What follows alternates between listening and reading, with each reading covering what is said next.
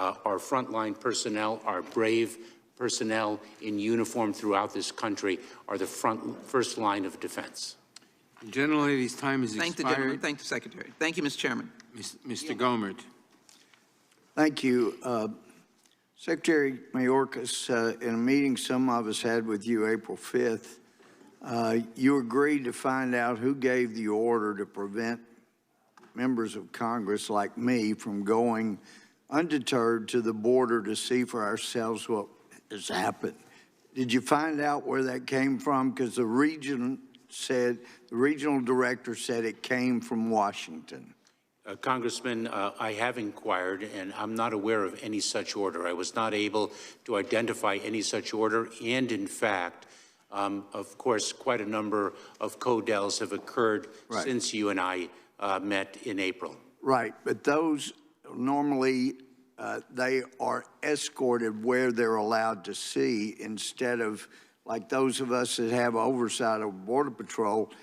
We like to go down and just see for ourselves, no dog and pony tour, but see for ourselves what's happening. And you agree that is appropriate, correct? Yes, Congressman, there are certain parameters, quite frankly, for the safety and well-being of those who wish to tour the border. So but for a member of Congress that wants to go down, as I've done for the last 17 and a half years,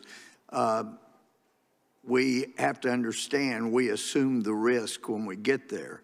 So I'll make sure I have a recording of you indicating that it's okay for whomever has been given that kind of order. Now, we heard the chairman say the prior administration dismantled the immigration system. He said the prior administration did all they could to destroy the immigration system. He said they implemented a Muslim ban. And so we can set the record straight. And I know it's not intentional misleading, but even the courts have made clear there was no Muslim ban. Muslims were allowed in. There were specific countries that had extraordinary numbers of terrorists. Those were the countries where there was a ban. There was no Muslim ban. So when I do want to know, though, you say immigrants are placed in immigration proceedings, but you didn't say where they go during those proceedings.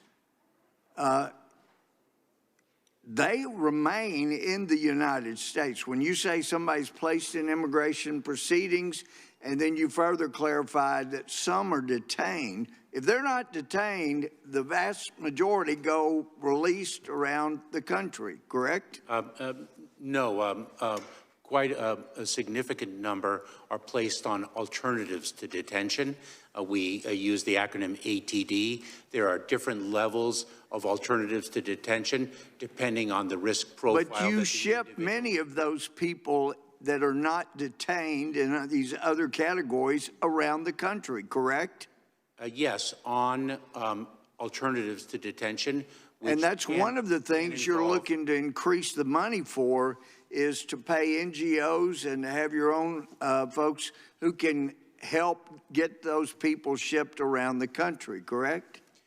Congressman, if I can explain. You have asked for an increase in that amount of money, correct? Yes, we have. And so I'm wanting to know, though, who makes the decision where these different bus loads, plane loads, train loads, who makes the decision where they are going to go in the country? So, Congressman, there are different tiers of disposition depending on the risk profile. I want to know who makes those determinations. I just want to know who makes the determination. I don't have time for filibustering. No, Congressman, I'm trying to answer your question. Yeah, who makes that determination in those categories? Your Honor, that's my days as a prosecutor. Congressman, Immigration and Customs Enforcement makes a determination subject to an immigration court judge as to who is placed in Who makes that decision in ICE? The ICE personnel with expertise make a decision with respect to who should be detained. Wow, it sounds like a star chamber. We don't get to know who is making the decision to send people to these neighborhoods. Well, I only got 27 seconds. Let me just say, as you know, Article 4, Section 4 it says the federal government is going to keep the states free from invasion. That hadn't happened. You know, there was Pancho Villa's guys in 1916. They came in and killed 19 people in New Mexico. That was considered an invasion. We're losing 100,000 a year. What will be your response? The time of the gentleman has expired. When Texas repels the invasion. The time of the gentleman has expired, Mr. Sir, you allowed 2 minutes beyond your time limit to let the witness answer the question. Let me explain exactly what I'm doing so everybody knows. Okay. Okay. If someone has asked a question before the clock expires, I let the witness answer it. The majority of the question was asked. If the witness is in the process of answering a question, I let him finish. You've heard me say the time of the gentleman or gentlelady has expired, the witness may answer the question. Correct. You weren't asking a question. Yes, I was. You were stating a fact. There was no question. What is the question in front of? Secretary, I want to join with others in thanking you for the expedited work being done at the U.S.-Mexico border near San Diego, where 700 to 1,200 Ukrainians a day are being processed, and the coordination that your staff has done. There's no question at all. They've risen to the task, and I appreciate that. Thank you, Congressman. And I also want to thank you for the service that I know you've given as a U.S. Attorney in California. I am disappointed, and we're going to go over it at no surprise today, in your current performance. Your opening statement, you said, we inherited a broken system. I just want, if possible, a yes or no. When you said you inherited a broken system, was the system you say that was broken, did it represent less people coming over the border legally, illegally, and being admitted than today? Yes or no? Yes. Yes. So there were a lot less coming over. The number of encounters has increased. Okay, so the system that you're called broken was working relative to the Border Patrol not being swamped. Oh, I wouldn't say that at all. And if I may, Congressman, when I refer to a broken system, a broken immigration system, I'm speaking of a broken system before the prior administration. Okay, I'd be the first to say that since the 1990s, the system for legal immigration has needed reform, and it's overdue. But that is correct, which is why but there were no laws changed in 2004, 5, 6, 7, the many years leading up to the Biden administration, and yet we clearly have a huge influx of people, and your Border Patrol, to be specific, they said 18 months ago we were on the border, today we are on our back. That is from the Border Patrol, and I think it's extremely important. You said that the border is secure previously. I'm hoping you someday recant that. When you look at behind me, that was taken 4 or 5 days ago on a Codell, and that is the current border with the opening that your administration continues to leave in a fence where you've sold off the fence. Now, is that a secure border by any stretch of the imagination? So, Congressman, if I can go back to an initial point that you made with respect to the broken immigration system, fundamentally what we need is legislation to fix it. Mr. Secretary, which is why I added. Mr. Secretary, I have very limited time, and I want to hear your which answers. is why I added the word dismantled, which is what the prior administration did. But with respect to the security of the border, Mr. Secretary, I appreciate that you want us to legislate, as I do. But your job is to enforce the law as it is. Your Border Patrol's job is to deter and deny people's entrance unless they have a bona fide ability, and you're not doing that. So let me just go through a couple of quick questions. Your own Border Patrol, Chief, would you? Chief Ortiz had said, they've got me a muzzle on me.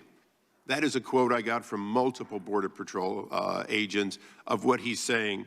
That muzzle appears to be telling us on Codells just how bad it is. Having said that, we saw it for ourselves. Mr. Secretary,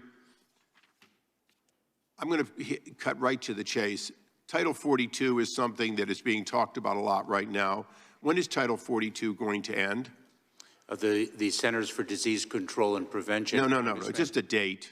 Yeah. May 23rd? The CDC said May 23rd. When we were at the border a week ago, we saw that on your orders from Washington, but I have to presume they were yours, Title 42 has already ended.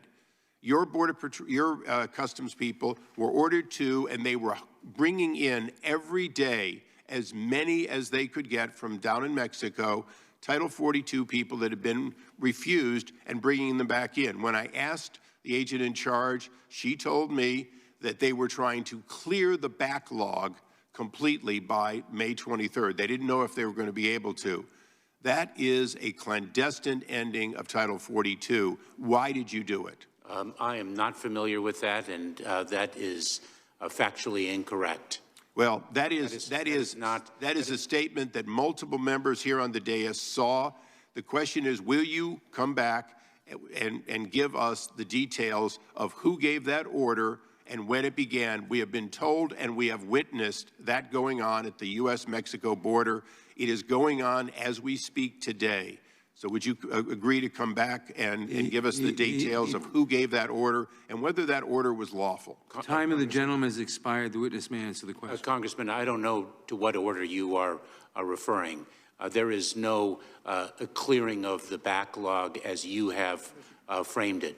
What we did begin to do is begin to expand the use of expedited removal under Title 8 of the United States Code, which is an enforcement mechanism to expedite the removal of individuals who do not have a valid basis to remain in the United States.